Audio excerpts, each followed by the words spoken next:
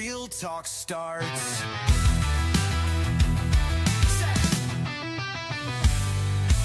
So take a seat, have a chat, table talk, where the real talk's at.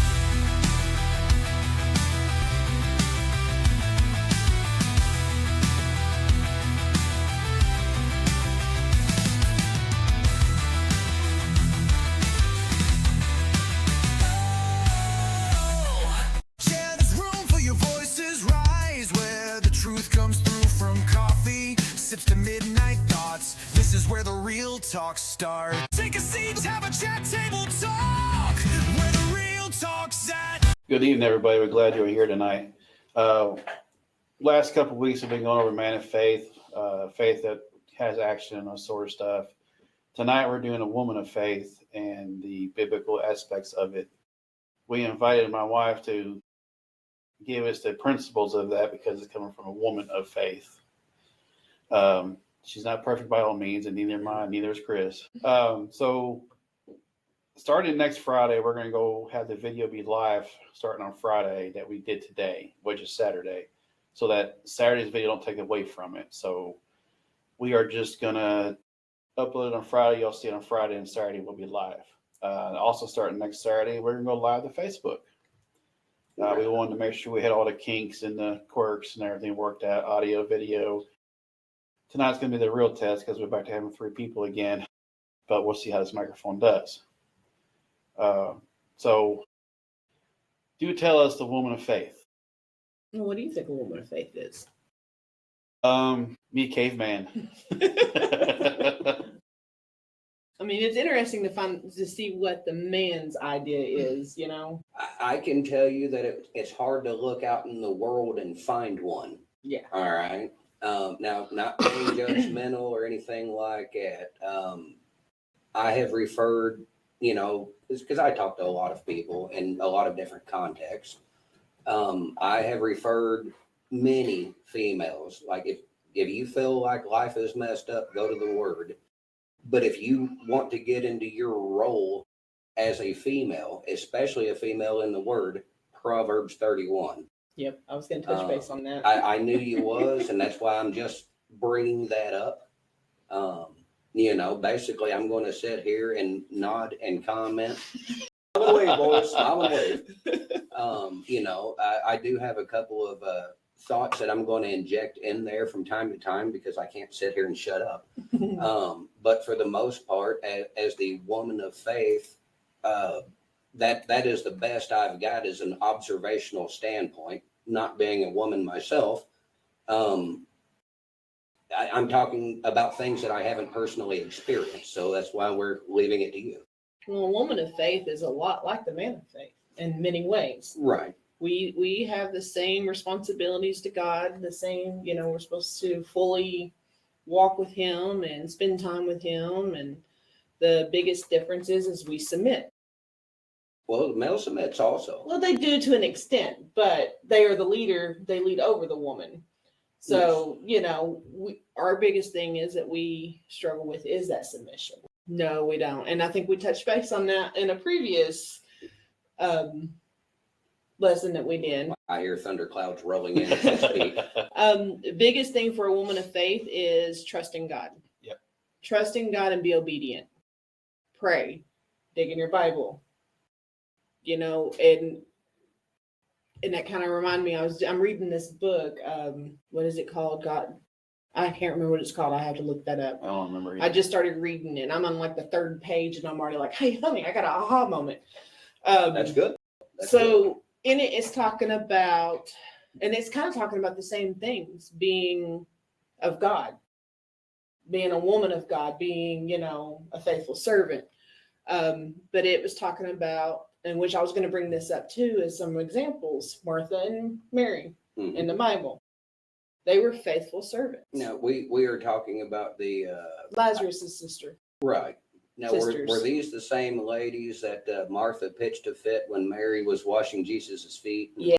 Okay. Yes. Because there's so many Marys, I don't always get them, She's throwing a fit because she's doing more than the other, wasn't it? Yes. Yeah. She was in there she was working, making the meal. And Mary was, listening. being with Jesus. Yeah. She was time. spending time with the Lord, and and women do have different gifts and different ways of honoring God, and Martha's was by doing the daily chores, the cooking, and all of that, and Mary was like, I just want to listen.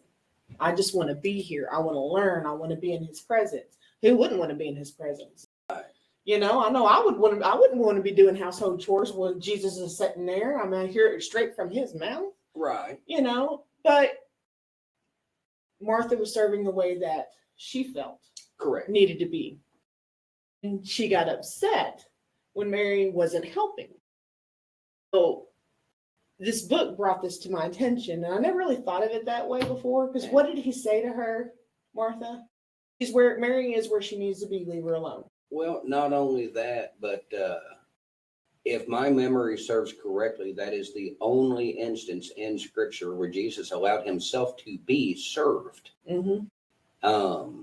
Because even at the Last Supper, He broke the bread and passed it around. Yep. Now, I'm sure that there were other folks there who refilled the drinks and whatnot, but Christ Himself served. Yeah. It wasn't About Him. I mean, it was, but it was, but wasn't. But if I recall, that is the only instance where Jesus allowed Himself to be served. Every other instance, He was healing, feeding the sick, teaching, preaching, serving others. Something we talked about, I think it was last night before, this whole series. And I really don't want it to end because it's been got us, I don't know about you, but us for sure, we are digging deep. Right. And learning at the same time. I always knew the man in the house. Well, not really knew, but I knew that of the comment or quote, whatever you want to call it. And yeah, the man in the house. I always knew, but when we decided to do this, it was like going through kindergarten again. Well, and it goes back to what we'd mentioned before. As parents, followers, believers of Jesus, we are to teach our children what that means, and that has fallen away in the world we're living in now. I posted something on Facebook. I reshared a meme, and it said something to the effect of, biblical Christianity isn't popular. Popular, Christianity isn't biblical. And I don't remember where all it went from there, but a friend that we all went to school with commented on there, and it's like, that's why the world is the way that it is. So many of us has gotten away from it. Mm-hmm. Well, and we can blame it on society, and the world is completely different. I even blame it on the apathy of previous generations. Yeah. There are things going on in the world today that maybe our parents' generation and their parents' generation would have said, no, it'll never happen. Right. And here we are. It's happening like it's never happened before. Right. But what it boils down to is we can say, oh, well, our parents never taught us. Their parents never taught them. Well, if we're actually followers of Christ and we're digging in that word, it shouldn't matter. Well, there's that, because you are correct. Yes, it is supposed to be handed down, and we are supposed to be taught. But we are in an age where we have access to, it's like we're not in a situation where we can't get a hold of a Bible, where we can't find a church or any sort, we're out of excuses, to be honest with you. If we're not following the word, if we're not reading the word, that is a choice. It's not an excuse. It is a choice. But that also goes to the parents who say that they are believers and followers of Jesus. If they're not teaching this stuff, then they're not doing good. Then they're lacking somewhere. Yes. So there's plenty of opportunities out there to learn this. I mean, like I said, we weren't taught. So what did we do? We decided we were going to do this, and we've been digging and digging and digging, and it's opened our eyes up to so many different things. Like we knew the concept, the basics, but actually digging in and seeing and actually working it. And trying to figure out, okay, it says that, but what does it mean today? Yes. And that's one of the parts that always gets me is, like, okay, you're the head of the house. Well, I can do that. I mean, I'm the guy. Yeah. But when you start digging into the responsibility that is heaped on top of that, and the cause and effect and consequences, like, God, take this cup from me. I don't want it, Mhm. you know? And Yeah. because there's nothing about it that's easy. The accountability is different for the husband than the wife. That's exactly where it's at. And that's where the struggle, I mean, and it puts a lot of pressure on the man. And, and I know I can speak for Ken because I see it. When he messes up, I can just see it. Like, he gets upset. I mean, there's been times where he'll cry and he like, I failed you. Well, I let you down. I'm like, no, you haven't. The biggest You're still trying. This is not between you two, but one of the biggest problems on that aspect, and it might be a completely different podcast, but nobody cares about the man's struggle. A few months ago, it was a female that we all went to school with. I don't throw names out here, so get over it. She sent me a message a couple months ago. Hey, I hope you're doing all right. It's Men's Mental Health Awareness Month. I was like, let me explain to you how little that, I was like, I appreciate it, but let me explain to you how little anybody cares about that. We don't know that we have a month. Right. I didn't know it was a I thing. didn't either. I had no idea. 44 years old, and I didn't know we had a month. Well, that should be a holiday. You would think so, but nobody cares. But I mean, That's Father's Day and Mother's Day. Right. And it's true. Which really ends up being Mother's Day. I was like, even Father's Day and Mother's Day, like Mother's Day, the women get celebrated way more than the fathers, But if the fathers generally being on Father's leaders, Day, we're still serving the mother. Yeah. We're the one manning the grill. Yeah. Which, don't get me wrong, I'm not sharing my grill. I just started sharing with the boys. Learn. Yeah. I do try to make it about him. I really do.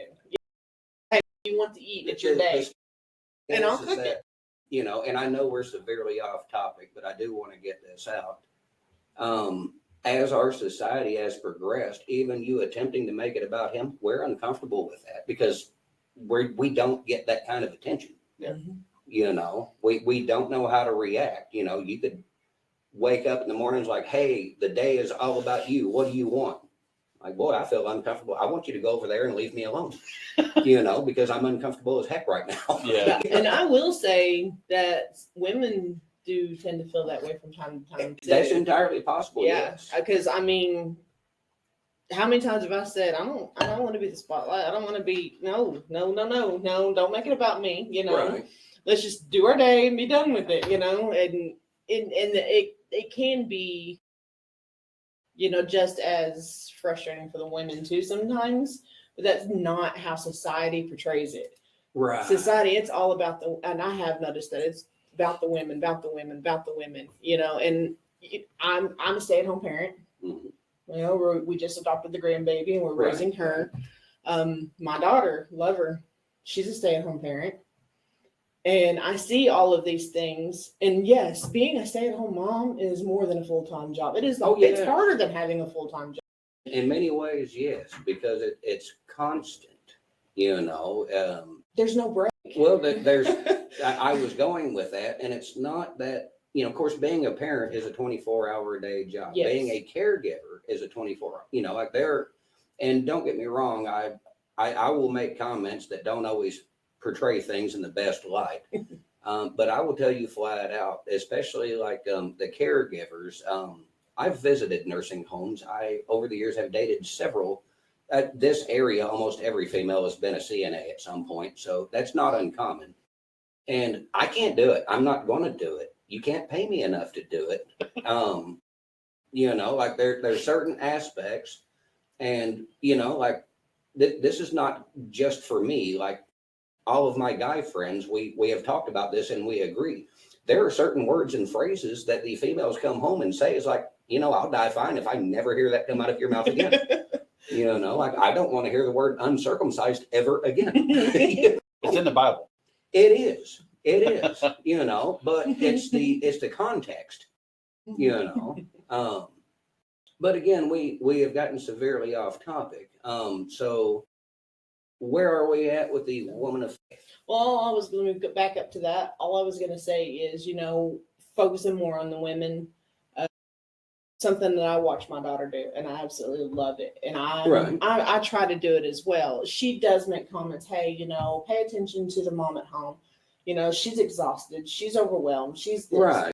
But in the next post, it'll be my husband goes and he works hard for his family. He provides for his family. So she gives him that credit as well. It does need to be. Like I said, I do feel for the stay-at-home parent, caregiver, however, because it's not always a child. Sometimes it might be an elderly parent that you're taking care of. No, I mean, it is a 24/7 job, and we can be realistic. A person isn't actually serving every 24/7 moment. Right. But with work, you get to go home and leave work at work. But if it weren't You for know. our men out there working, You wouldn't have that opportunity to be home. And then again, I feel for those who have the split role. They do work and still come home and try to do what they can as a homemaker. Yeah, it's hard. Yes. It is hard I'm only saying this just so that, we can put more focus on, the husbands, the fathers, they're out there, and like the single fathers. I mean, that have custody of their kids full time. I can tell you flat out, that is that is hard. Well, that is, if you bring that up, it is more common now, but 20 years ago when that was unheard of. Yeah. So the moms were the ones raising the kids, and the dads were doing, I went through whatever that. Dads are accused of doing. Yeah.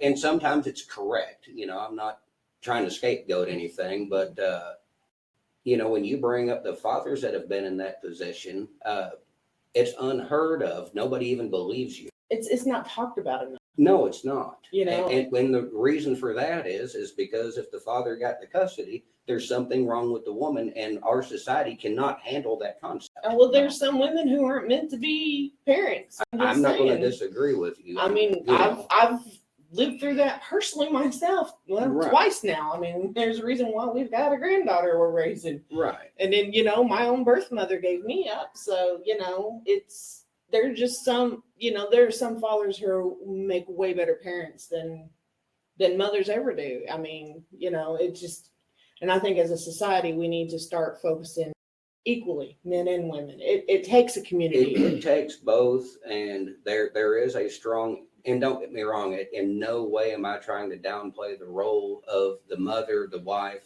Oh, no.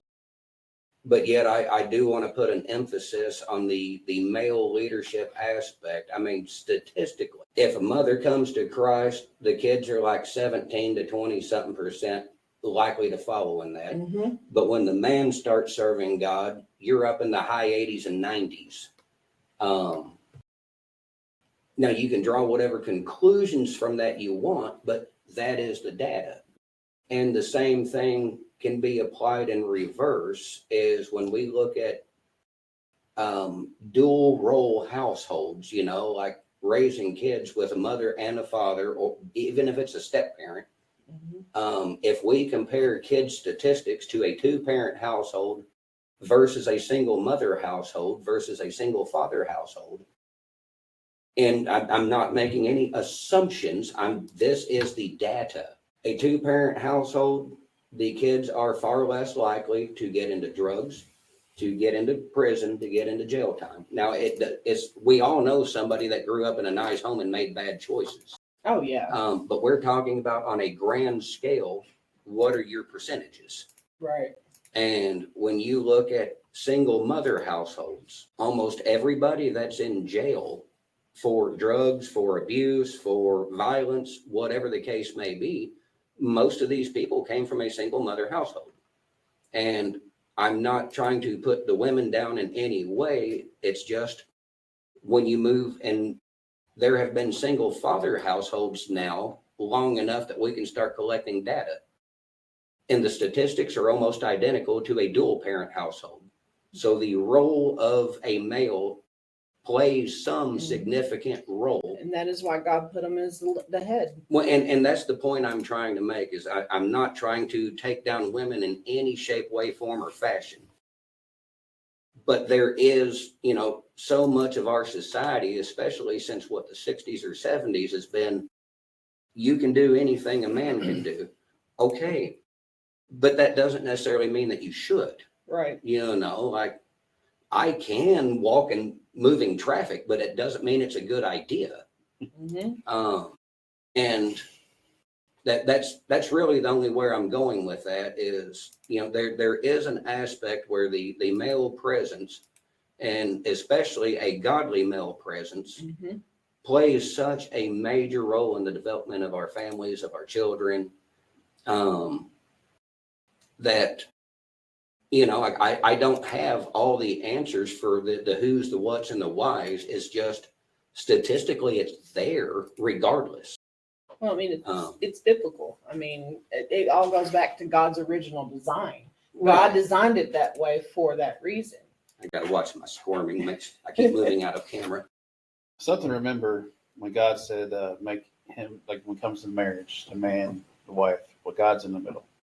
Yeah, you bring up the three-stranded cord. So I think the reason why God did this, it would make sense to have a man of faith and a woman of faith. Yeah, that is the design. I read something last night, I think it's in Corinthians. If the husband does not believe, but the wife does, I can't remember exactly what it said. He's to leave her, or she's supposed to leave him, or something of that nature. Well, that gets into the unevenly yoked aspect. Yeah.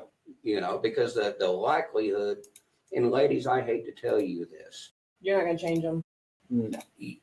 If I'll throw that out there. Again, statistically, if a female finds a man and she's like, okay, he's rough around the edges, but I can work with that, and I'm going to change him. Yeah, it ain't going to happen. 9 times out of 10, it will not happen. If you can, she won't respect him and she'll leave. Yeah, because she's now changed him into somebody that she wasn't attracted to. Right.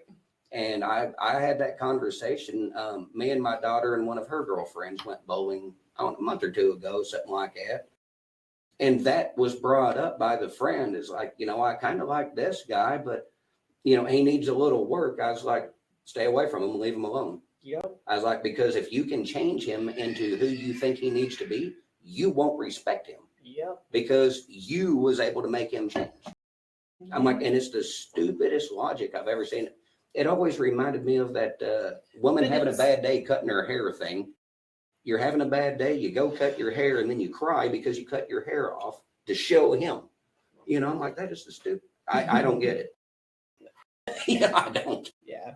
I didn't forget what I was going to say. Well, and don't get me wrong, men do stupid stuff too. This ain't a woman. No, I mean, I was going to say about the woman trying to change the man. How often do we pitch a fit where we tear up crap that we have to now fix or replace, and then throw a fit about that as well? It's stupid. It might make us feel better. I remember a tablet going flying across the floor once and shattered. He dropped it sideways. Yeah, that's what it was. That's what it was.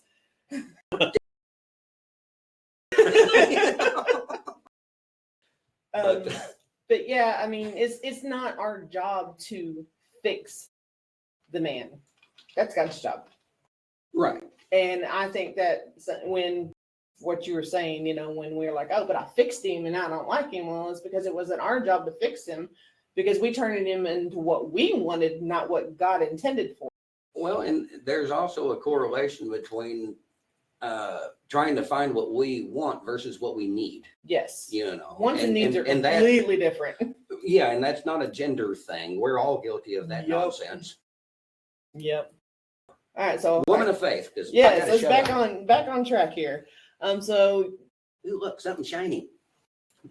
Squirrel. So yeah, we said about trusting in God, and we're talking about Mary and Martha, and how the way that they worshiped God was different. Yeah, they served in different capacities. Yes. But something that caught my attention when Jesus told Martha, no, Mary's where she needs to be. It made me realize something. How often are we so busy doing for God that we forget to be with God? I heard a pastor bring this up years ago, and I passed it along to my pastor a few weeks ago, because somebody asked, how was it worded?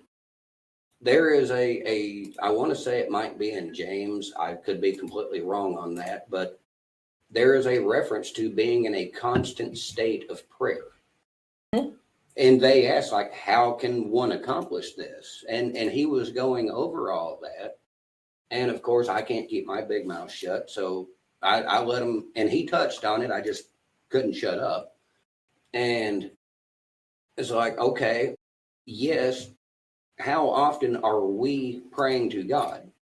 We need to be praying regularly, which, fine, I'm not opposed to that. When do we shut up and listen? Yeah. You know, almost never, because we're busy telling God what we want, what we think he ought to do, what we would like him to do for us. And, you know, don't get me wrong, I'm guilty of this very same, you know. Oh, yeah, we all are. I mean, we are. And that's what I was telling him. I said, it kind of made me think, you know, we're starting this new podcast and stuff. And, you know, we don't want to get too busy doing for God that we forget to be with God, whether it is by prayer, Bible study, you know, or like you said, simply just sitting and listening. Be still. Being still, yes. And I can't. I think that's I think a lot of it is we want to do our little prayer, we want to do our little Bible study, and then we just want to go, okay, we're right done. back about our life. Yeah, we're done. And a lot of times church is the same way. We go on Sunday, we top off the tank, and then we go back to everyday life for the rest of the week. And guys, that's why a lot of folks say the church and the Christians are hypocritical. Yeah. Now I'll correct them because I'm trying not to get sidetracked here. Either way, hypocrites, that's a different conversation. But we are supposed to be the church. We are not supposed to go to church and get a refill and a top off. Now, don't get me wrong. Sometimes that's exactly what we need. But sometimes your cup's so empty, you just have to. And I'm not disputing that, but it's not supposed to end just on Sunday. It's not supposed to be for us. That's the thing is we go and a lot of times we're getting that word, that message, that worship time, and we're using it for our benefit, but we are supposed to take that in so we can then pour it out. You know, I always wondered why when you go through scripture, it always refers to us as a broken vessel. Well, what happens when you pour into a broken vessel? It leaks back out. Yeah. That's exactly what we're supposed to do. Is we're supposed to take in the Spirit. We're supposed to take in the Word, the message, and we're supposed to go and let share it drip as we're supposed to plant those seeds and right. You know, that's what God calls all of us to do, man or a woman. We're supposed to spread His word. Right. You know, there's no. And we're also supposed to live it. Yes. You know. Yeah, definitely. I talk about that a lot. Our walk and our talks matching. Definitely. That's a big one for me because it's so easy to talk it and not walk it. It's very that is the easiest part, to be honest with you. Consistency comes in, or complacency comes in. Yeah. I just said two big words. I don't know where they came from. Anyways, it's just getting complacent. It's so easy. You do your daily routine, your weekly task. Like me and her were talking earlier, during the week when I'm working, because I have, certain days off, I go to work, come home, we eat dinner, we go to bed. Yeah. Watch TV for an hour or so, spend time with the kids and the baby. It seems like we're doing Bible time on the weekends, and that's it. Well, It seems like. Well, I read my Bible app every night before I go to bed. I said we. Now, as a couple together, yeah, that's what we got to work on, that togetherness. Read it out loud. Yeah, well, he's usually snoring. So. Well, here's what's He funny can learn is, through osmosis. Place a Bible on his head. like I told her today, I said there's a lot of things I need to work on, and I saw a TikTok video, and there's 10 steps, and I will share it on our post here after this video. I don't remember all of them, but one of them was praying together and doing Bible study together as a man and wife. Mm-hmm. And that's something I need to work on as a husband. My wife does Bible study every night. I do mine. She does hers. And that's it. And what's funny is, as we're talking about the biblical things of the wife, the family, the husband and wife, 1 Corinthians chapter 7 reads in my mind. I don't know if it was a God thing, but I read it last night, and it's like, what? Of course, and the wife's over here like. Now spit it out, because I'm, don't specifically recall 1 Corinthians chapter 7. Basically, it's talking about how husband and wife are supposed to spend time together. It's Paul's message to the church is Paul about, said you're not the supposed to couples. neglect your Yes. wife. You're not supposed to neglect your husband. Okay, so this is also the submit chapter. Yes. that we Yes. like the submit Yes. one, but not the rest of it. You're not Yeah. supposed to deny Okay. them or stuff like that unless it's Right, agreed right, upon. right. And I'm reading this, and then I'm like, well, didn't that Proverbs say the same thing? Weird how that happens, isn't it? there's a lot of things that are mentioned multiple times in the Bible, but that's for a reason. It's like a nuisance, but not in the It's bad not way. a nuisance. It's But not a in a bad way. reminder. It's Yeah. like, hey, this was Right. important, so it's going to be repeated multiple times. God said, I told you to do this. Okay, you didn't get it here. I'm going to tell you over here. Mhm. Oh, it's in the Old chapter too? Well, guess what? It's in the New Testament also. Right. The thing about it is, if it's important, it will be made known. Yeah. It'd be right. Yeah. But it'll say God said. and that's it. And, if you're feeling like there's being pressure put on you to do this, that's a good thing. It's annoying as can be at the time, It's called conviction. and And, I'd just say embrace it. And the wife- God says do this, do it. and the you know, wife may make have time. the wife may have mentioned this a few times over the last year or so. Say, Hey, look we at need her to putting her authority in there. we need to pray together. We need to, but again, that goes back to the role of the wife Right. and a faithful woman, a woman of faith. When you know your husband is not doing biblical, we are to gently guide them back. Try to at And least. this time it wasn't another man telling me. I know. Right.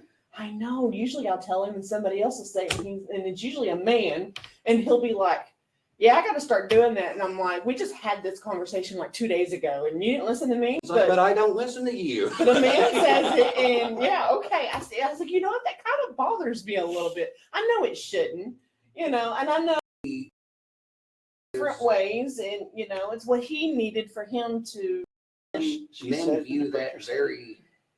Men view that very thing in the opposite, almost like cheating.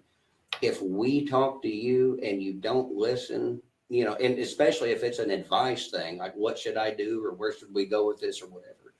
If he speaks to you about this and you don't listen, but another guy comes and says the same thing, and you're like, okay, yeah, I get it. Like, we view that like cheating, It's like, I just said the same thing, but you have to take his word for it. Really? It's I looked at it this way. She said this, I forget what it was. It's been about a month ago. When she said what she said, and then the next Sunday the preacher said something. That's just confirmation saying, hey, listen to her. was that the tithing one? Yeah. But But do you notice how he said how long it took for the confirmation to hit? Right. That's hey, your God gave you your wife for a reason. Yeah, it did. Speaks to her to me a lot. That's the role of the wife. It's like that freaking cowbell. Dong. Like, thank you, Jesus. And again, Sorry. and that's how God uses a woman of faith. That kind of goes back to faith.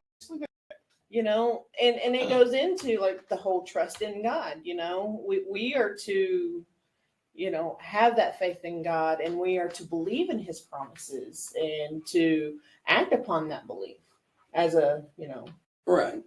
woman of faith. And we're supposed to do it in confidence too. I don't know if you even knew that. We were supposed to be confident about that. God said he will, so we're supposed to confidently agree. Okay, yep, he's going to do that. Confidence is not one of my strong suits. I touched on this, I think, last week, but also in sharing with other folks. We are to have faith. Faith is important, but you don't have to have faith in things that you know. Do you have to have faith that God exists, or do you know he exists? Prove that he don't. Well, and that's where I'm at. It's like you have If God keeps his word and he keeps his promises, you don't have to have faith that God is going to keep his word and his promises. It's like And that's where we have trouble is we know the electric bill is going to show up at the same day every month, and we don't have faith that it'll show up. We know it's going to show up. Does that make sense? It's like you had faith in that fuel pump. Yeah. Well, I really didn't. I had faith in my God. Okay, Because fuel pumps generally work or they don't. So this got actually kind of interesting. And I actually got permission from my daughter Alicia to share this. So I will say her name because she gave me permission. We were talking about how we were doing Oh. this on faith. So she got a new king size mattress. Her father-in-law had to pick it up. They were following him. It was in the back of his truck. Well, he was in a hurry and may have went a little bit more than he should have. And May have exceeded the posted what- recommended speed limit, you know. So, you know, imagine that. It's not strapped down. I had moved. Hey. Didn't flick the straps and say I ain't moving. From what I understood, it wasn't strapped down. Sounds of it now. So let me put that out there. From what I understood, well, they're following close behind. Next thing they know, they see this, you know, flip up, and I mean, like everybody's fine. It's helicoptering. Yeah, and She's not freaking out. She's not freaking out. And her husband, she said, her husband looks at her and he's like, "How are you calm?" She goes, "I had faith. God had us." She's like, "I just knew I had faith." And she goes, "Inside, I might have been freaking out a little bit, you know, that's kind of scary." Well, I mean, you also have to be thankful. It's like, well, it's not a giant piece of steel. It's at least soft. Yeah. Well, they were following so close that they still. I don't even think she said that they ended up not even hitting it. Right. And so there was no car damage. There was no like nothing. Like, you know, they missed it completely. If I understood Did the mattress correctly. survive? Huh? Yeah. Yeah. Everything survived. And there was no damage to anything. And the grandbaby slept through the whole thing. That's funny, but she's talking about this, and we just got done doing our podcast. Yeah, and she was like, you could share that if you want. And I'm like, well, if we could fit it in somewhere. And you said the faith about your fuel pump. And I was like, oh, right. Enough. And again, that's the woman of faith. Yes. You know, she had faith. She's like, yeah, it was scary. Not going to say it wasn't, but I knew it was going to be okay because I knew God had us. I just had faith. Right. And, you know, that again goes to that, you know, fearlessness is actually what's next that I was going to call out. Fearlessness. Right. You know, having that faith of God's got me no matter what. God's got me. He's going to protect me. He's going to guide me. I might not like some of it, but No. His way is better than mine. And I have to have that fearlessness, that faith in knowing that He knows more than me.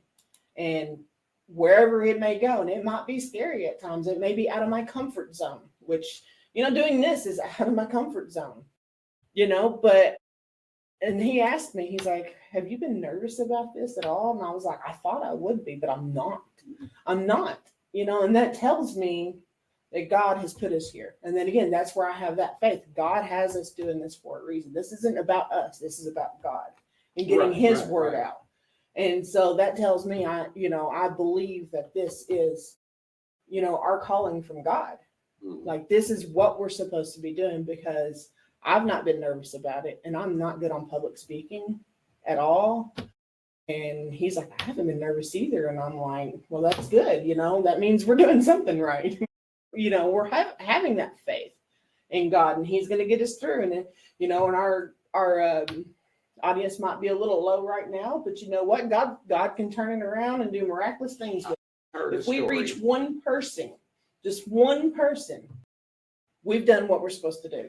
I heard a story, and I don't know how accurate it is, because this was way before our time, but back, let's say roughly Depression era, there was a church outside of whatever area this happened in that was doing a tent revival. This gentleman invited one of the neighbor kids to go, about 12 or 13, I think it was. Might not have even been that old. Kid didn't want to go. He's like, "Well, I'll bring it up when it gets closer." So, and this guy just bought a new truck. You know, of course, back then, their vehicles were not everywhere. Right. So he comes back by and he's like, "I want to take you to this tent revival." He's like, "I'll go if you let me drive the truck." Well, this was pre-driver's license, so he agreed.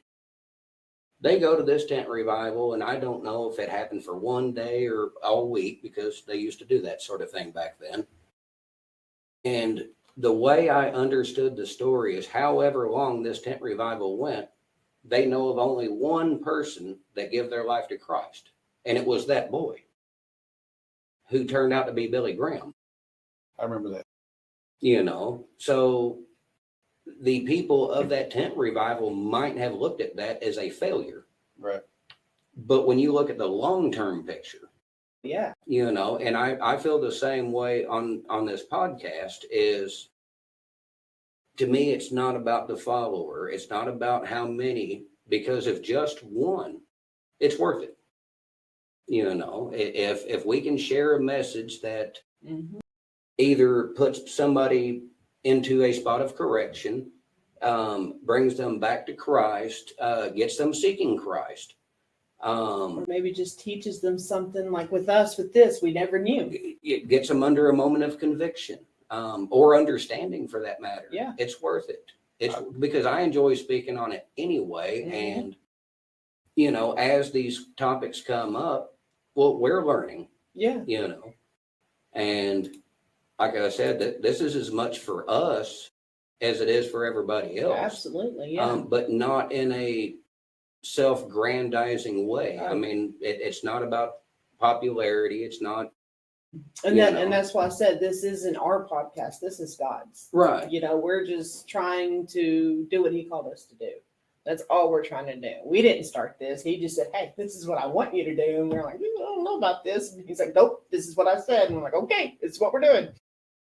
I mean, it's not, you know, it's not about us. And that's what I said. Right. If we, you know, I know that we don't have a lot right now, but you know what? God's got a plan, and it's His plan, and And He knows what He's doing. As it said, if it turns out to be only one, That's right. we have no idea what the impact of that one may or may not be. Yep. So, you know, like our job, and it's something that we, I've heard pastors talk about this, and I don't remember the specific verse, but Jesus spoke in red about, you know, you plant the seed. Well, actually, a lot of times you're just sprinkling the seed. You're not really even planting. And some of it falls on good, The wheat- fertile, soft The wheat and ground. the tares. Well, not that. Some of it falls on rocky, rooted Oh, there were ground. two Some of different it- ones. That's right. All right. And a lot of times as Christians, we know we're supposed to plant the seed, but then we take on the role of gardener. That's not our job. Our job is to plant the seed. And Gotta water it. if that seed starts to take, 9 bets on 10, it's somebody else's job to cultivate that. Right. You know, so, but a lot of times that's where we're at as Christians is, we want to take that role start to finish. You know, we want to see the results of our work. Mhm. But But it's not our work, no, it's not. and that's where. And it's not our place. That's where that's what I was saying a while ago about the man and, you know, the woman's wanting to fix the guy. Well, that's not your place. No. That is not your place. You can plant the seed, but it's up to him and God after that. Right. You know, and that's where free will comes in on that one. Right. Love and compassionate, you know. I mean, that goes back to also the wife being, you know, she's supposed to be the nurturing one in the home, and you know, and it's the same. You got to be loving, compassionate for God, for people, if you're going to be a woman of faith. I heard a lady say that in her house, her husband is the head and she is the heart. Yeah, and You know. that's pretty much, you know, that's pretty much summarizes that part of it. Yeah, he's the head and she's the heart. She's the one that does the nurturing with the children. Even the husband, you know, if he's having a really bad day, guess what? I'm right there. How can I help? What can I do to help you? You know, and that works both ways too. I mean, he does that for me too. You know, Right. you both have to be, you know, Supportive. supportive and She keeps loving, me from and choking kids. that I do. I can see where that would be important. It's illegal to sell. We have several people offer to You buy can them. give them away for free. No, we're not getting rid of my kids. Not until they're old enough to go.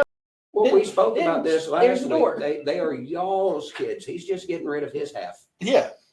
They're still yours. But here's the thing: if we are one, they're just as much mine as they are his, and there is They no are, half. They are just There as is much, no half you know. because we are one. Well, then it's not yours either. And he's the head. No, we'll send them to your house until they're old. I think he might enjoy having Gabe around because he's always wanting to work. That might not be okay. Too No, bad. I love the boys and the grandbaby. I love it all. I love all of our kids, including the what do they call them? All prodigal. The The prodigal. prodigals. Right, Yeah, yeah. we have a prodigal. Yeah. But you know, we pray for them and all that good stuff. And you know, we wish that both of them be a woman of faith. We got one that's working on it. She's, I mean, both of you are. I am too. And it was funny when we were telling her and her husband the principles of being man of the house. And he's like, "See, I roll you. I was like, that is not what that means. Right. Of course, he was just joking, you know. The funny thing is a man of God is not going to, you know, for lack of better term, when he points out, when he says, when he dictates, so to speak, if he's a man of God and a man of faith, he's not putting her in a position that's disobedient to God. You know, he's not, you know, if he's walking his walk, he's not going to tell her anything that's going to put her in a position of sin and danger and, you know, and the he's stupid thing ultimately is responsible for making sure that she knows, her and the children know God. And well there is that. And I heard another lady say, and she was on the subject of the whole submission and everybody's foot draws up, that she's like, honey, sometimes his correction is his protection, because what you don't realize is sometimes he's protecting you from you. yeah, You know, That's a hard one. yes, and it's very hard for us women to hear it. Yeah. It is. Well, and But again, that goes. Let's not make this a one-sided thing, though, because Back and forth, as guys growing up, you know, we think we're full grown at like 12, Yeah. and of course, mentally, in a lot of ways, we are, because our self-improvement kind of stops at toilet training. But beyond that, But we women get that mature same faster. we get that same correction from the men in our life. You know, it's like, hey, we want to do this, and they're like, no, you're stupid, and we're going to do it differently because you don't know the results of your actions yet. You know, so we get it too. Yeah. You know. Yeah. And we will get it from other men of faith, and sometimes we get it from y'all. Yeah. Yeah, I You mean, know? but you know. So I'm just pointing out that it's not always it's not a one-sided affair. Oh no, it's definitely and not. it's usually hard to chew. Yeah, I mean, and a lot of it with the roles are not one-sided. They're just not. You know, I mean, Right. like, because I was writing the blog and I was putting that in there, and it says that, you know, the man is supposed to, you know, is responsible for the emotional, spiritual, and protection. Right. You know, but it also goes back to the woman's role is also responsible for the emotional and spiritual, you know, so you work together. It's a togetherness. It's not just, oh, well, these are your chores and these are mine. And, you know, no, you work together to make it work. Well, and y'all are supposed to be of one accord. Yeah. You know, that does not mean that y'all are going to agree on every single instance under the sun. No. But it does mean that y'all are supposed to work together to come to a beneficial outcome. Yep. Which means that neither one of you is always going to get your way in a situation. And there are times that, you know, we'll discuss it, we'll pray on it, and he's like, nope, this is what I feel like, you know, and I'm like, okay. There's no getting mad about it. I'm like, I don't agree with it, but hey, you know what? God put you in charge for a reason. You know, and he's going to talk to you about some things that he's not going to talk to me because you are the head. Right. So, you know, I don't know what's being said to you. I just know that this is how I see it. And, you know, what I think should be done. And you take it and do what you feel like you need to do based on what God's telling you. And I mean, there's been many times he's like, well, what do you think? And I'm like, well, this is what I think, but talk to God. Right. Talk to God. That's pray on it. See what he says. It's whatever God leads you to do, I support it.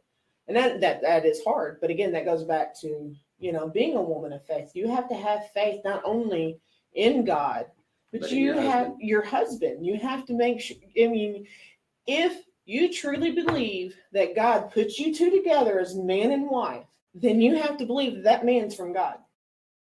And if you can't trust your husband, and it's not your job to rule him. Right. You know. Then you can't have faith in God and not your husband if God puts you together. Right. You just can't do that. You have to have, you know, you have to have faith in both. And having faith in your husband does start with having faith in God. Right. It really does. You have to start there. You have to build that relationship with God first. And then he will show you how to be a wife. I'm glad I have a woman of faith that wants to ride with a teenager at the permit. I'm teaching him to drive instead of, you know, because I'm a little bit more calm. Be still. All being still, sitting there tapping my foot. Break. She's saying it for me. Right. But he's not doing too bad. But, He's not. with a woman of faith, though, also, when it comes to situations like that, and it's good to have that strong woman that's not afraid to do the things that the man. But I'm also home. You work. Yeah, and she's looking the window. Sorry. Sorry, guys. The grandbaby's tapping on the window, licking it. All right, then. Now she needs her crayons and helmet. She's good to go. Amen. I don't forgot where I was going with that. Talking about me being A woman of faith is. I'm not saying she's not me, but in general. She's not she's not the perfect example, but she is an example, and I'm loving it. And as she said, we're learning together. I'm not perfect. What? I'm perfectly imperfect. How's that? You're perfect for me. That's right. You're perfect for me. And ew, Chris just said. Yeah, that's why I just made y'all stop.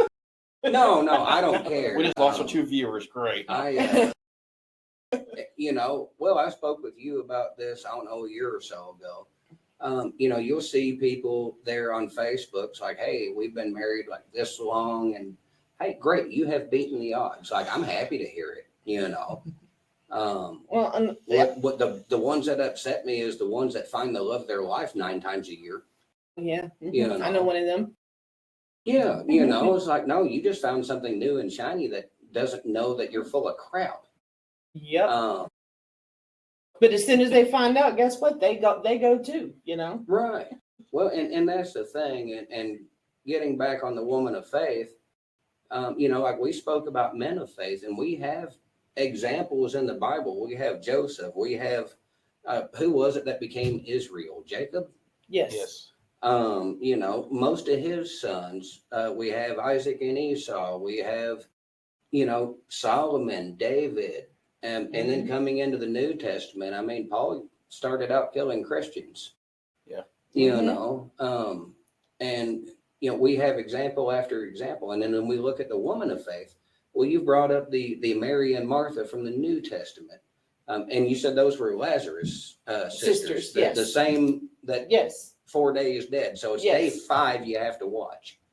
Because Christ was down 3, Lazarus was 4. So I'm going to say day 5 is probably that's when you should worry. But do we have other examples of women of faith? Rahab. Yes. But she was the one at Jericho, correct? She was the one that hid the spies. Yes, the spies in her home. She was a prostitute, but she hid the spies in her home that were, and weren't they angels? I think they were actually Israelites that I can't remember. There was we're gonna have to dig back into that one. But and I mean she was a prostitute and still had faith in God's word. Right. Mary, this is his mother. I mean, what kind of faith does that take? You're a virgin, but hey, guess what? You're gonna have a baby that would have killed her. Yes. That's what a lot of people don't engaged to a man that he had every right to disown her. Yes. And not only that, but my understanding is that when this all took place, she was likely 12 to 14. Yeah. All right. So culturally, from her parents, she could have been booted completely, if not stoned to death. Joseph, got a lot of names going on. Mm-hmm. He had every right to politely walk away, or he could have pressed for a stoning. Yeah. So her faith was technically a death sentence. Yeah. And then we have, so we've got that Mary. Then Mary Magdalene. She was possessed. What was it, 6, 7? 7, I think it was 7 demons that she was possessed with. And reminds me of some people I know. You probably know them too.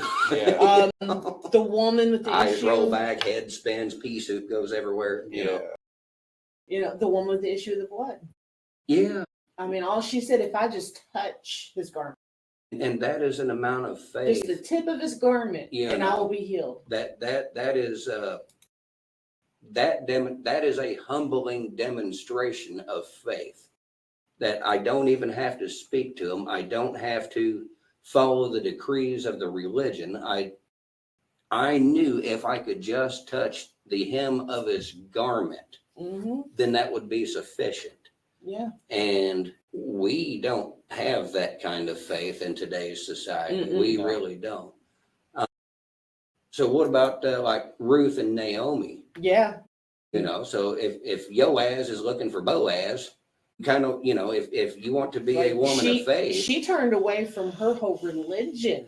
Yes. And said, your God will be my God. I go where you go. And my understanding, I want to dig more into that one, because I ran across something, and some of the reels. There's two daughter-in-laws. Right. And Ruth's husband had passed, or not Ruth's.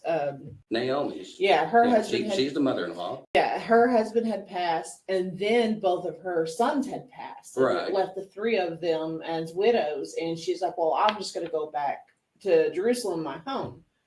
And as they're traveling, they get so far, and she turns to Ruth and the other daughter-in-law and says, return to your homes. Basically, I've got nothing more that I can do for you. Just go back to your families. They can take care of you, because I don't know how I'm going to. Right. And the one did leave, but Ruth was like, no, you are my mother. I'm staying with you. Right. And your God will become my God, and I'm not leaving your side. And that's basically kind of how that, you know. Well, the what piqued my interest, this reel said that the way Naomi told Ruth to present herself before Boaz went against every bit of her upbringing.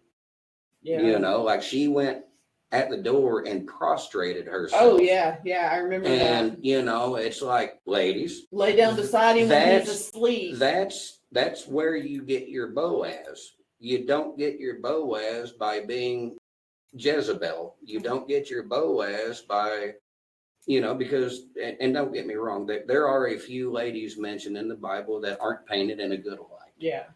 There's some guys in the Bible not painted very well either, so let's not get offended here. But all of these things are examples. Ruth sets a positive example. Naomi sets a positive example. The Proverbs 31 sets a positive example. Yes. Rahab, even being a prostitute, showed a positive example. Mary Magdalene, you know, like there are women who stood prominent roles. I'm trying to remember the story. Who was the woman that Jesus said would be remembered? I'm trying to remember what it is, because her name is never even brought up, but her one act of faith. I remember hearing that. And I can't remember the specific story. I guess. No, I think her name was mentioned at one point. It very well could be. I can't remember. Yeah, I don't remember. And then we talked about this one the other night, because I was like, hang on, am I reading this right? Right. When she was begging him to heal her daughter who was possessed. Right. And he was like, it's not right to take the children's bread and toss it to the dog. Right. You know, and I was like, am I reading this the way that, you know, I'm reading this? Because that's kind of harsh. Well, it's like we discussed, modern Christianity and even atheists and agnostics will say, well, Jesus taught love. He taught acceptance. He taught tolerance. I'm like, have you even read the Gospels? Right. Like, yeah, he did teach those things, but he was not always nice and polite and never said anything mean or offensive. He regularly called the Pharisees a brood of vipers. Who did he call the son of Satan? Was it Peter or the Pharisee? It might have been both of them, depending on which gospel. One of the disciples, he said, get away from me, Satan. Well, that was Peter. Yeah. You know, get thee behind me, Satan. That was Yeah. Peter. But he told one of them flat out that, like, you are the son of Satan. You know, and I don't remember specifically which one.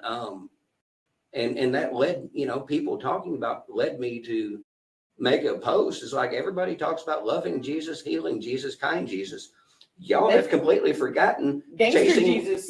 chasing with whips and flipping tables Jesus. There was a gangster Jesus too. Yes. Yeah, I mean, he's the original OG. But yeah, he's basically telling her, because I was like, am I reading this correctly? Was he basically telling her that you're not a Jew, you're a Gentile, so you're basically don't deserve the bread? Well, there was a lot of Like, animosity between the Canaanites also. Why do I give you the bread of life? If you're not a Jew, basically. Right. And then she's like, well, even the dogs eat the crumbs that fall from the master's table. And he said with her faith that her daughter would be healed, and she was healed instantly. Well, not only that, but he questioned her and she pursued it. Yeah. That was, to me, and of course, that didn't come to mind while we were speaking about it the other day. But she didn't tuck, tail, and run. Right. She's like, I want this. And she pursued. I have faith that you can do this for her no matter who I am. And he will. Yes. Not just that he could, but that he would. Yep. But that's another, woman of faith. Yeah. The scripture is plumb full of, like we hear so much, and you touched on this. We hear so much nonsense about, well, the man's got dominion and it's just control and he's trying to do all this evilness. And I'm just going to stop there because it's all horse poop. But tell me, why is the Bible chock full of females who are in many ways heroes of the faith? Was it Rebecca that helped lead the New Testament church? There was one in the end, and for Paul, he was helping. She was actually mentioned too as a woman of faith. She was one of the ones that was taking the letters to the church for him, to one of the churches for him. Yes, I can't remember her name, but she was also considered a woman of faith. And then you've got the married couple that were out teaching God's word. I can't remember them either. See, my brain. That's there in Acts, right? Yeah. I think so. Now we're not talking about the married couple that lied about their tithe. No. That's a whole different. Yeah, their family line stopped then. Yes. Yeah. No. This is. They came across somebody preaching just what he knew, and so they took him in. Yeah. And educated him again, man and woman of faith. Right. They educated him so he could go out. Was that not Rebecca and no, and Ananias? No, was not Rebecca. I can't remember. It was a different name. That's why I can't. Yeah, we'll have to look into that. What about Sarah? Right. Yeah, Abraham's wife. Yeah, and see, this story kind of gives me hope because we go to the I'm not perfect. I'm gonna mess up. I'm gonna fall short. Sarah, she fell short for a moment. The stupid thing is, and like me and DJ spoke going over the men of faith, every man in there that is considered a hero of the Bible, it also lists their mistakes. Yeah. The only one that didn't have any mistakes was Christ himself. Yeah. But Abraham screwed up. I mean, he pimped Sarah out on their travels. Come on. That's funny. That's great. Let's face it. That's my sister. Right. And how many and then like the third one's like, why did you tell me that she was your sister and not your wife? And if you remember further down, it reminds me of Sins of the Father. His son did the same thing with his wife. Yeah. Like every hero, like David screwed up royally, especially with the Bathsheba incident. Solomon was the wisest that we know of. Yeah. And had a harem full of women and still the thing about it is, what is it? Ecclesiastes might be Lamentations. I always get that area confused. Where I have chased power, I have chased money, I have chased goodness, I have chased women, I have chased everything in this world that this world has to offer. and all of it's pointless and meaningless. Mm-hmm. Without God, it's all for naught. Yeah. And so I mean, these are stories of people who messed, crapped the bed. they messed up, but still found their way back to God, repented, true repentance, not, oh, I'm sorry, and continue doing it. Right. They turned from their sins, and they still kept the faith that God would forgive them and still bless them, even though they knew they messed up. And that's kind of with Sarah. She laughed. God's not going to give me no, but of course, right. Abraham did too. But but she's like, I'm going to take it in my own hands. Here's Hagar. Right. Here's my slave. And then she got pregnant immediately and was like, oh, I don't like her now. Weird how that happens. Right.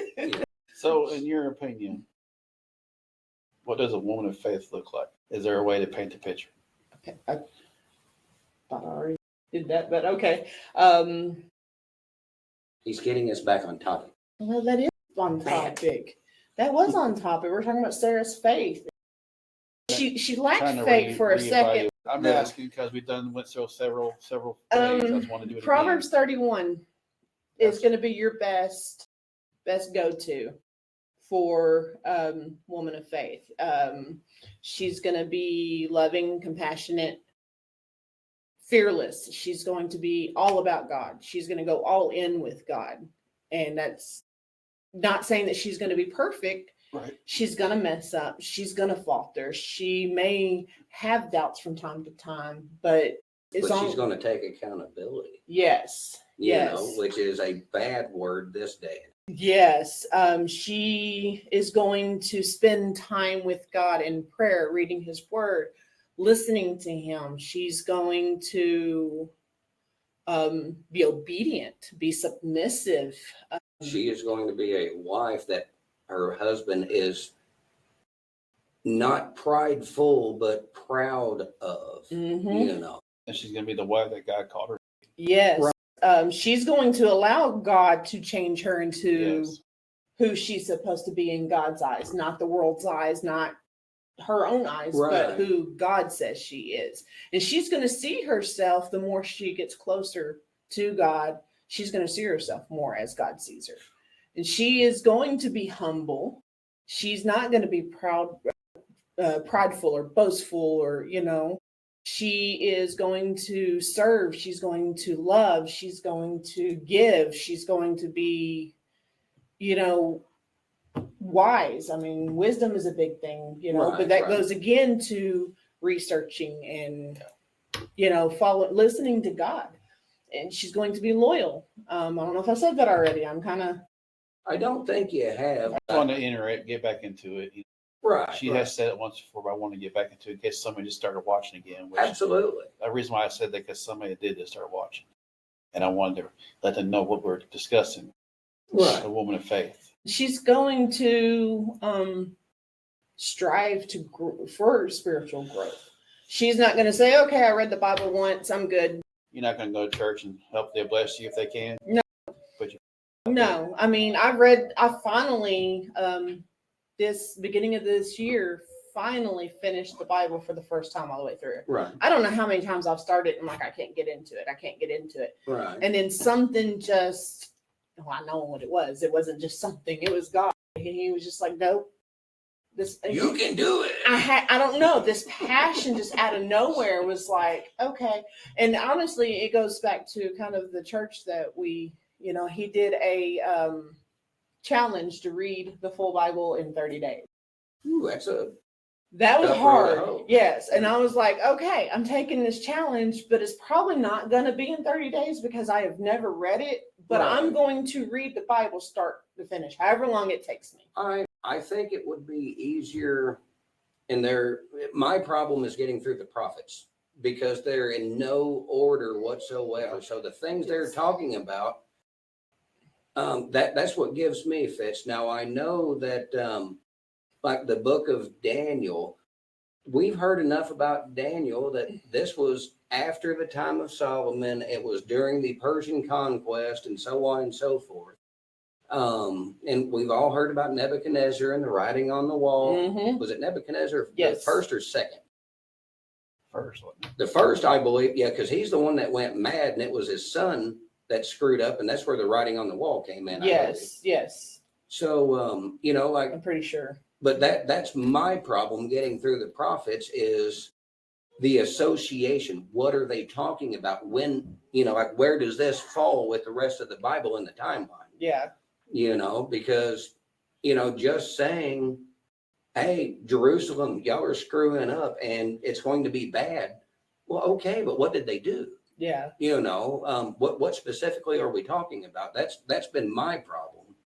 So trying to go through it in a more chronological way, yes. So the first time I read it start to finish. Right. I'm reading it again the second time through, and the Bible app has where you can do it in chronological order. There's an actual plan that you can. Yeah, I've done that. And I'm reading that now, and I'm like, it's weird though, because it's like, okay, this chapter's not here. Right. It's like, wait, so in a way it's still kind of confusing because how the chapters are lined up. Yeah, like when you go through the book, the Bible, like Job is almost at Psalms, but chronologically it's about 3/4 of the way through Genesis. So okay, that makes a little bit more sense as to like why Job's position was as good as it was and then as bad as it was. Yeah. Because you have a better understanding of when and where this took place. Yeah, because it was before, right. The laws were actually, yeah. So I took that challenge and I read through it, and now I'm on my second, like I said, the chronological one, and it is kind of neat seeing it in that perspective of how it actually happened. Right. And I do different translations. I do New King James, and then I did MSG and an ESV, and that's another thing that I'm going to do is I'm going to go through and read it. I did New King James the first time. Right. I was doing MSG and somehow I got switched to ESV, so I don't know. But I'm going to read it through with that one, and then I'm going to read it through with, different translations because different translations break it down. Some are easier to understand than others. But each time I pray, hey, God, show me what I didn't see the first time. Right. And he is showing me different things. I'm like, I don't remember reading that the first time, but, maybe it's when I was in bed and kind of half dozing and didn't really, The fun part about the Bible, it's called the living word because every time you read it, you're going to get something out of it that you didn't get the previous time. Yeah. I tell a story, a young lady I dated years ago, she called me one night, like I'm ready for bed. She called me excited and I'm like, well, who broke in the house? She's like, I feel so stupid. Follow me and I'll make you fishers of men. Mm-hmm. I'm like, yeah. She's like, that never clicked. I always thought, well, why is he going to make them fishermen? They're already fishermen. I mean, they were talking about casting the nets. She's like, it never clicked in my brain. She's like, I've read it since childhood. I'm like, yeah. And then I got fussed at for making her feel stupid because, like she was excited and I wasn't, but How dare you? I know it's my manner, but, but it's one of those things that, you'll read it several times and it might not click. But when it does, it makes perfect sense. Yeah. Yeah. And that's going to happen every time you read it. Yep. And that's, part of being, You got it. Sorry, grandbaby's blowing raspberries on the window now. Woman of faith is you've got to continuously have that want and that urge. And like I said, I tried many times and just couldn't do it. And then all of a sudden it just, okay, God's like, nope. And I've been praying for, give me a heart for you. I want to have that passion to learn, I need that passion. And it started happening. And now it's like, sometimes I do too much at once and I'm like, okay, I got to back up. And I've got 4 different Bible studies going on in there, plus reading the Bible and doing this. And that's the thing is we all need a heart for worship and a passion to dive deeper. I used to hear Miss Renita say, We are supposed to press in until we can see his face. Yeah. Yeah. All right. And she used to say that, and it made no sense to me. But the more I thought about it, like, this woman understood things that I didn't, you know. And where was I going with that? But you can't overwhelm yourself because you will mess up your understanding. Yeah. You know, just like everything else, if you're pulled in too many directions at one time, everything suffers. Yep. And I mean, I was just so excited to like, I had this passion again, you know, finally or again. And I was like, I want to learn everything I can. And I had my daily one reading the Bible from start to finish. I was doing one with him. I was doing one with the teenagers. I was doing one with my daughter because me and her always have one going on now. Right. She lives 2.5 hours away, so we can't really meet face to face. So we do different Bible plans together on there, and we can comment on there if we need to or whatever, and we can call and discuss it. And I love having that. Right. You know, being able to do that with her. And again, that goes back to there's no excuses. These things right here have, you know, the opportunities for you to We do have it. phone technology, video technology, webcam, Skype, you name it. What we have is either opportunity or excuses. Mhm. But I was doing like I was doing, I don't know, 5 of them at a time. And I was like, I can't keep doing this. Like, I'm like overloading my brain. Like, I can't keep track of what I'm reading. So I kind of backed up. We're doing one between the two of us. We're going on Revelations, and I have my daughters, and then the one that's, you know, the teenagers kind of slacked off and quit doing it. But, you know, we're We're going about to start that one. What's it called? Radical. I can always do it again. Radical. We're going to order, he's got one book and we're going to order another, and going to try to start doing it together. You know, that's something I was like, you know, we've got to get back into, you know, I just feel that strongly. If we're going to make this work, especially with this podcast, we've got to be obedient. We've got to, Right. I just want to tell we got to pray together, and we got to start studying together. I want to tell all the husbands out there, I know from experience, if you pray for your wife the night before, she'll wake up in a good mood. Sometimes. Most of the time. It depends on how bad I sleep. I mean, just, it don't hurt to try it. Mm-mm. I mean, what's the worst going to happen? She wakes up to more devil than she already was, or wakes up saved. I mean, I'd rather she wake up saved and ready to go and conquer the world with God on her side, and not in front of her, behind her, like a lot of people say. God's in front of me. No, he's not. Well, he can go before us to make a way. I agree. He's everywhere. Yeah. He's omnipresent. He's everywhere. He is with you. Well, that is the thing. And I agree with this, the banter back and forth here. You know, yes, God does make a way, but he walks with us. Yeah. But he also leads. Yeah. You know, so, I mean, it's a difficult concept for us to get, but it's no different. You know, like, have you ever twisted your ankle? You've got somebody helping hold you up. You're there side by side, but they're driving, to be honest with you. Yeah. It's really no different of a concept, you know, because no matter how we face it, we're still going to be broken in some fashion. Right. Yeah. But he's the one that makes us whole. God wants you to come broken. Yeah. Like a lot of people say, you know, we're going to go on this subject for a second. A lot of people go, well, I got to get right before I get with God. No, you don't. No. You're never going to be right until you get with God. Yeah. A woman of faith will do just that. I got after a friend of mine not too long ago. I was like, you know, when are you going to get your heathen rear end back into being a man of God? Well, I just have a hard time going to church. Everybody's a hypocrite and this and that, whatever. I'm like, dang, do you ever go to the hospital to see well people? That's a good one. Like, do what? And I was and like, you don't go to church for people the people. don't want to go to church because it's full of hypocrites. Do you go to the gas station? Do you go to Walmart? Everywhere you go, there's hypocrites there. Yep. So why is church the one that you can't stand seeing them at, but you go everywhere else that they hang out? It's not about, churches aren't about the people. It's about God.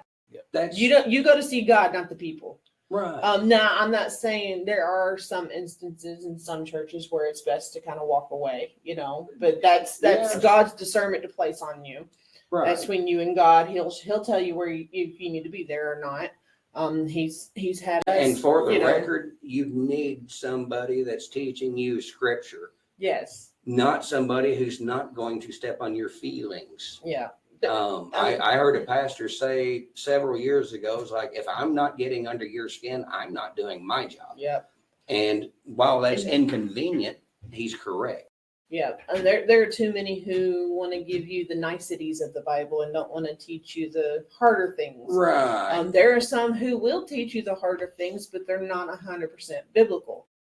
There is that. And, I do think that if you listen to a pastor preach, and let's say they're preaching for an hour, if it's 45 minutes of you're terrible and 15 minutes of grace, they've missed the mark. Yeah. All right. Because that tells me that you're right back into preaching the law. Yep. Yeah. Okay. But on the exact opposite is also true. If you are one of these prosperity gospels that you only preach the benefit, but you don't preach the sacrifice, you don't preach that hell is hot and sin is real, well, you're still under a false teaching,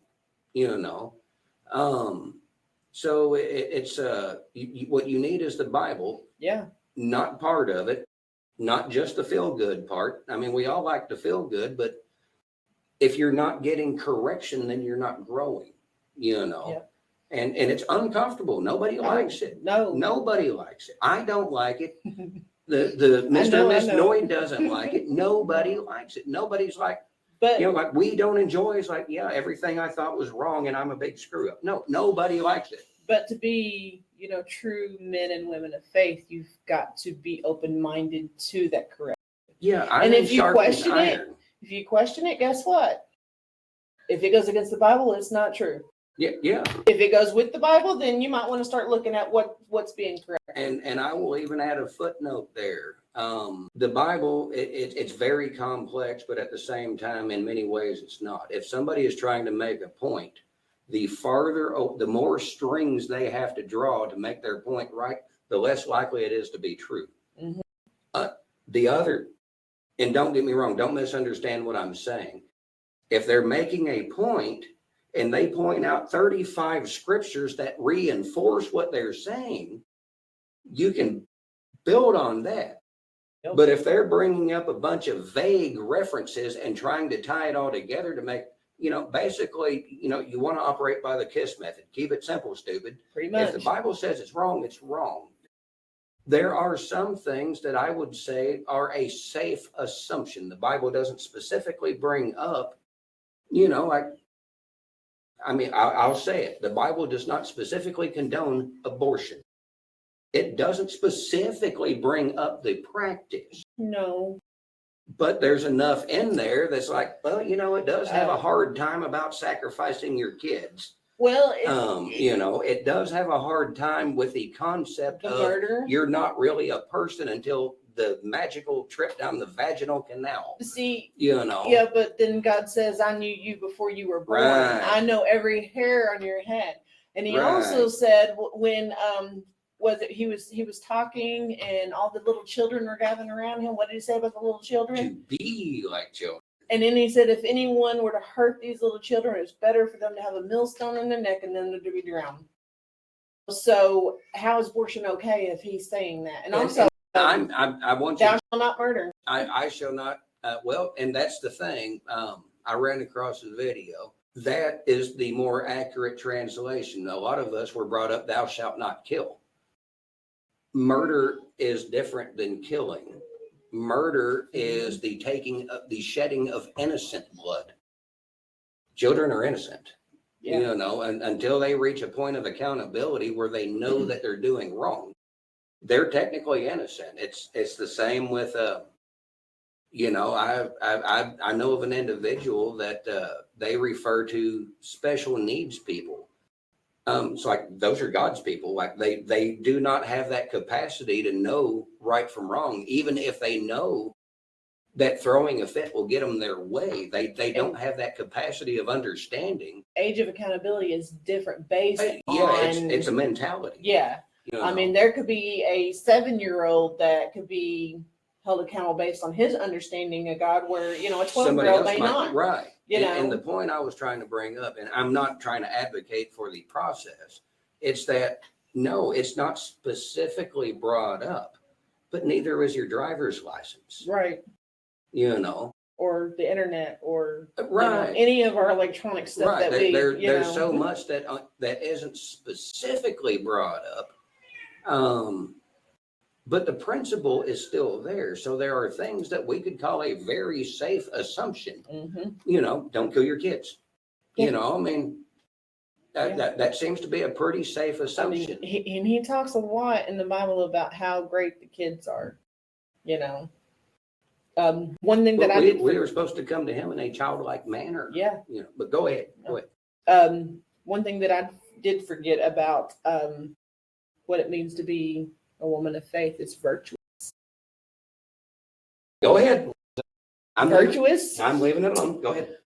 Demify it for us. Demify it? Okay, so Yeah, crayon version. Virtuous is withholding till marriage. It is not giving yourself in any way to a man unless you are married to him, and that is any touching or sexual. I'm going to take trying this to step like farther, keep this because I've had this talk with people, and it's what I refer to as virtuous traits. It's more than simply of a sexual nature. You're also honest. You have integrity. Yeah. You are loyal. You are going to be demonstrating qualities of virtue. Yep. Rather than of a more sinful nature. Yeah. It's how you. I mean, it's how you hold yourself. It's how you speak. It's if you're out there. And I've got to work on it myself. I'm cussing like a sailor. I'm not being very virtuous. No. And that's something. And I went from not cussing at all until I got this last job that I had before, I quit and got the grandbaby, and everybody there was cussing, and it was like, and it kind of, and I kind of started getting complacent with that, and I started talking like them because guess what?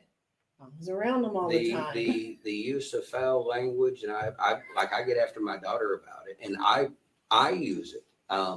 I shouldn't, but I do. And it's one of those things, like for me personally, if I'm consciously thinking about trying to quit, it gets worse. Yeah. Yeah, I mean, it's just, I tell people, I was like, the use of foul language is the easiest one to get into and the hardest to break. Yeah, it is. It is. But to be virtuous is just be a woman of I go bowling pretty regular, and there's this couple that comes up there, and I don't remember their names at all, but I see them often enough to howdy. A couple of weeks ago, they were a couple lanes down, and it wasn't real busy. And the lady, she bowled, and apparently it didn't go the way it was supposed to or whatever. And I thought I heard something, and I'm like, did I really just hear what I think I did? And I couldn't let it go. So I walked over. I'm like, did I just hear a fiddlesticks come out from over here? And she started laughing. It's like, it's better than the alternative. I'm like, I'm not knocking it. I just wanted to make sure I heard what I thought I did. You don't hear that often. No. And like, well, that was a lot better than yelling fornicate real loud. Yeah.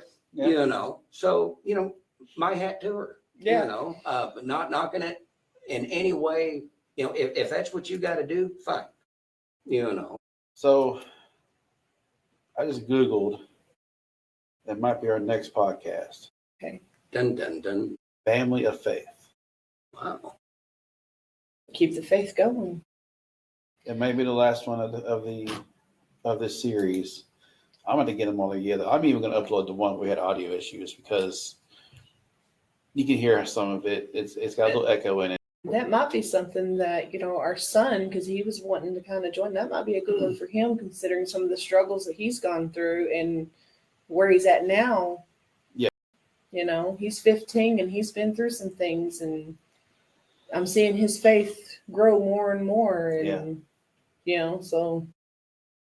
Maybe we get our daughter on there too, maybe. She's not too busy with the grandbaby. Yeah. Because he'll be at work probably. Yeah, he probably will. We'll see what happens, but this has been a good one. Yeah. Family, the whole family's got to be faith too. It can't just be the husband and the wife. The kids are not going to We know. got to teach our kids to do right from wrong. Yeah. Follow God, read the Bible.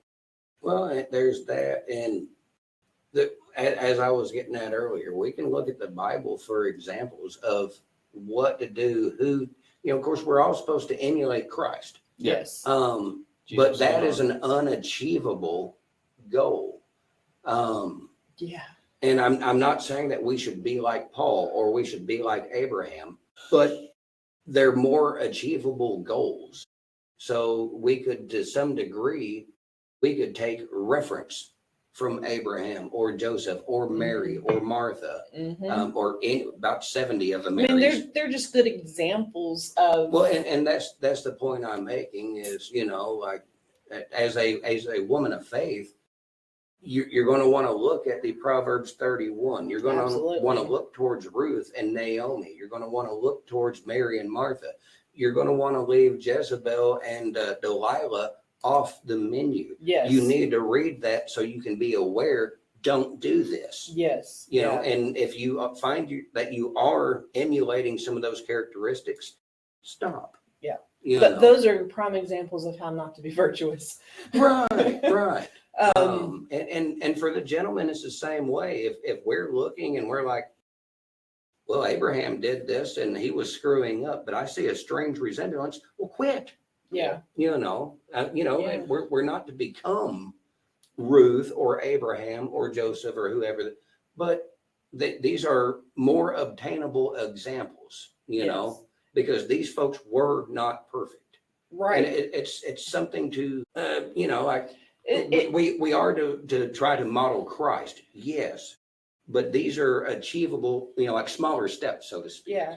And we should be Jesus with skin on, but it's also good to see these stories of all these people that screw up, that God favored. I Yes. mean, he deeply favored a lot of them. Yes. But he wasn't afraid to correct them when they were in the wrong either and say, no. Which again goes against a lot of the modern belief of Jesus is, well, he accepted everybody. I'm like, well, your definition of acceptance and his are, dude, he loved everybody, but he regularly told them, like, hey, you're screwing up and quit sinning. Yeah. He didn't say, do your thing. He didn't say, live your life. He didn't, like there's so much he didn't say. But what did he say? Stop sinning, love God before everybody else. It shows God's mercy and grace, which is something that we can hold on to, but it also shows that he will correct his children. Yes. He will, but it's up to us to listen. And he will only correct for so long before he's like, okay, I'm done. Wasn't it Solomon? I think Saul. Yeah. Yeah. He corrected and corrected and corrected, and he continued to turn away from God. And he's like, okay, I'm done. Well, and for context, we are talking about King Saul. Yes. Pre-David. We're not talking about Saul who became Paul. Yeah.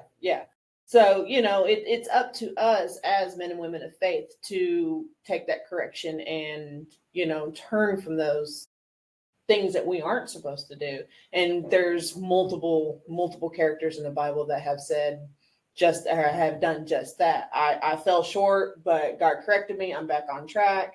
And we can see God's grace and mercy and forgiveness. We can see the blessings he's bestowed on them. And if we strive to be like Jesus, knowingly that we're not perfect and we're going to fall short, that gives us hope. Right. And too often we find ourselves as Jonah. Yeah. Trying to run away. Hey, go talk to these people. No, I don't like them. Yeah. I don't know why you like them. Yeah. It's like, well, I told you to do so anyway. But I don't want it, And I will say, when I say a woman of faith, Proverbs 31 woman, There is a lot to that. Really. Yeah, each line packs a punch. Yes. So don't get overwhelmed. Don't take it one step at a time. Yeah. Work on, and you and God have that conversation. What do I work on first? Because God's going to tell you where you need to work on. But don't try to do it all at once because, I'm still working on it. And that's always going to be a work in progress for me. I'm never going to be, that is the goal. Yes. And I'm not saying I'll never be, but and it may not be 100%, but I can get darn close. But it's going to take work and it's going to take time and it's going to take God. And that's pretty much what a woman of faith is. I'm claiming that I can be a Proverbs 31 woman. I will fall short, but with God on my side, I'm going to do the best that I can. And he's got me and he's going to get me through. Amen. Amen. That's what it is. All right. So with that being said, the grandbaby was getting restless. Yep. It's okay. We've been doing this for the longer than I thought we would. It's okay. It's in God's time, not our time. Yep.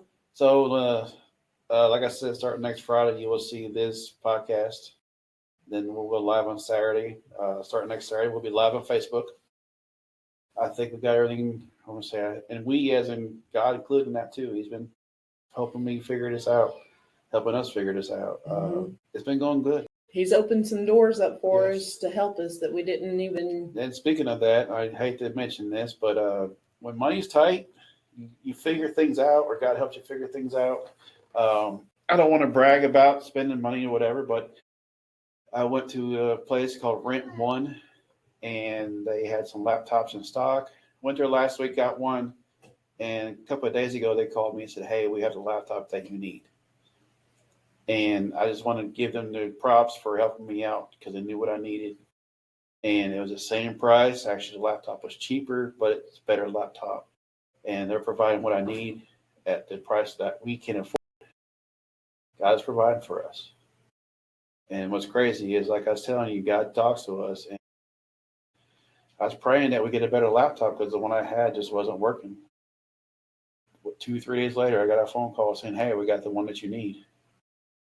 And when picked it up yesterday, they are providing for us. So Yeah, he thanked me for it. I said, that wasn't me, that was God. He said, but you didn't throw a fit about the money being spent. And I said, it's for God. Why would I?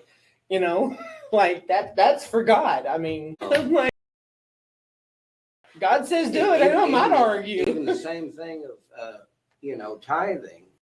It's like, well, how are we going to make ends meet? Well, that's a faith thing. That's not a, but I can see certain instances, if Mr. Noyd had come home, was like, "Hey, I just signed off on a $20 million facility." But it's for God. I that could would be totally an see issue. thunderclouds rolling in. But a small payment for a better laptop, which so was we the can. same payment that he already had. Yeah. So it's already budgeted. Yeah, like we couldn't. We needed a better laptop for him for this. So. And you got new toys. Yeah, he's in love with that laptop. I think he might love it more than me sometimes. Well, put yourself as a screensaver. That's right. Well, we thank y'all for joining us tonight, and we hope to see you next week. We hope to have more people watching, and y'all have a good night. God bless.